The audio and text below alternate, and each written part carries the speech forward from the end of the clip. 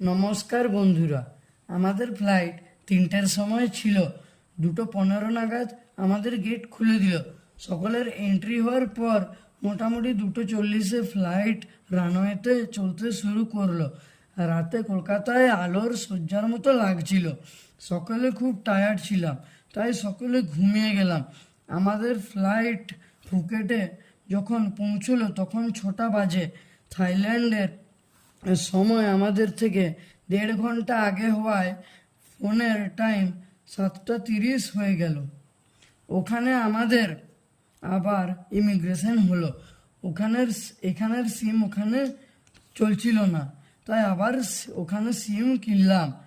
তারপর এয়ারপোর্টে ট্যুর এজেন্সির সঙ্গে কথা বললাম। আমাদের 2 দিনের ট্যুর প্ল্যান করলাম। একদিন ফিফি আইল্যান্ড আর একদিন ফুকেট লোকাল সাইট। প্রায় 2000 ভাট করে লাগলো পার হেড, যা ভারতের মুদ্রায় প্রায় 5000 টাকা। আমাদের হোটেল বুক করা ছিল সেখানে।